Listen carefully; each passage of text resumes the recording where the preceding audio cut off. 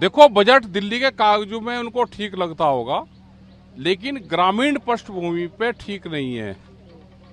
इसका ज्यादा लाभ किसानों को नहीं होगा, कंपनियों को जरूर लाभ होगा।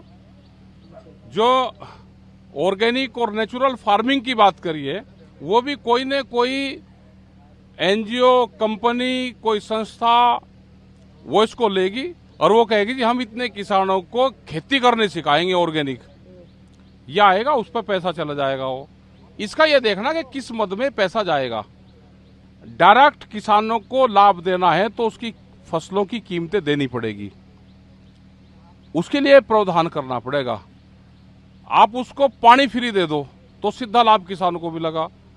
आप उसको सस्ता फर्टिलाइजर दे दो, दवाइयां दे दो। क्या जितने इक्विपमेंट एग्रीकल्चर में लगते हैं उस पर जीएसटी नहीं है? आप उसको फ्री कर दो तो इक्विपमेंट कुछ सस्ते हो जाएंगे। तो ये सारी चीजें हैं। आप सोलार पे दो, आप बिजली पे आप दो। एग्रीकल्चर ग्रामीण, उसमें पूरा जो अगर भूमिहीन किसान है वो भी एग्रीकल्चर में ही आता है। आपने उसके लिए क्या सुविधा करी? जो दूध उत्पादन करने वाले किसान, हमारी महिलाएं, माताएं हैं, वे भूमिहीन हैं, उनके पास में जमीन भी नहीं है, लेकिन वो दूध का उत्पादन करती है। उसके लिए क्या किया बजट में? 20 रुपए किलो दूध के रेट कम हो गए एक साल में। सबसे ज्यादा हालात तो उनकी खराब है।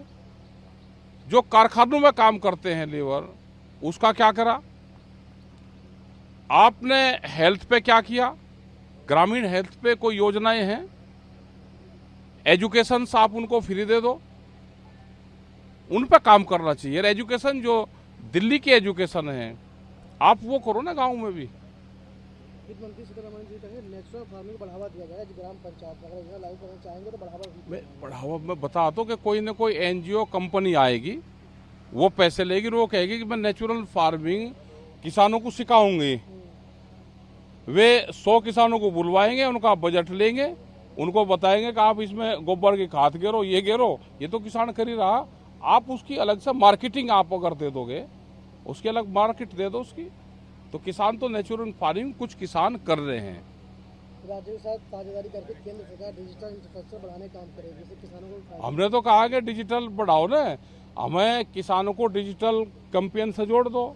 हमारा गन्ने का भुगतान, दूसरी भुगतान भी आप डिजिटल से कर दो। कौन सी टेक्नोलॉजी आप डिजिटल से दोगे किसानों को?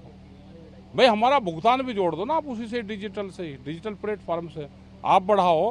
प्रधानमंत्री का पायलट प्रोजेक्ट है डिजिटल कैंपेन, आप बढ़ा दो। हमारा गन्ने का फसल तो एक साल में आ रही फसल 1-1.5 साल में, और भुगतान उसका होता है वो भी 12 महीने में, 8 महीने में। अभी कुछ फैक्ट्रियों का भुगतान जो गन्ने का है वो नवंबर दिसंबर का हुआ।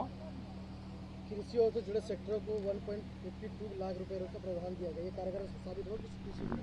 अब कृषि में बहुत से सेक्टर आएंगे, आप कौन से सेक्टर में कितना फंड दोगे? आप कल तो ये भी कहोगे कि पुलिस को हमने इतना फंड दे दिया, उसकी तनख्वाह दे रहे हम। ये जो सेक्टरों में पैसे देने की बात करी, इसको डिफाइन करना पड़ेगा कि किस सेक्टर में कितना जा रहा है और वो कहाँ लग रहा है।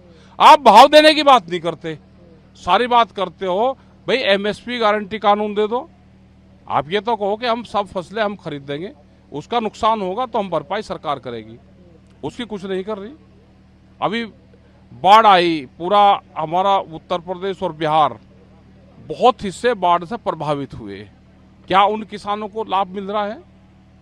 नुकसान की कोई भरपाई हो रही है? वो नहीं हो पा रही है। सरकार 32 फसलों के लिए 109 किस्में की लॉन्च करेगी, नई किस्में लेकर आ रही। जिस तरह से क्लाइमेट चेंज हो रहा है, वो उनका ठीक है कि उस तरह की फसलें सरकारें लेकर आ रही है, लेकिन उसमें जेनेटिकली मॉडिफाइड सीड नहीं होनी चाहिए, जीएम सीड उसमें नहीं होने चाहिए।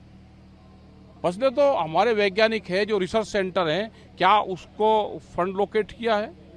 उस पर कितना फंड जाएगा? उसके धीरे धीरे फंड काट रहे हैं ये सारे। क्या बाहर से किस्म लेके यहाँ पाएंगे? क्या वे हार्मफुल तो नहीं है?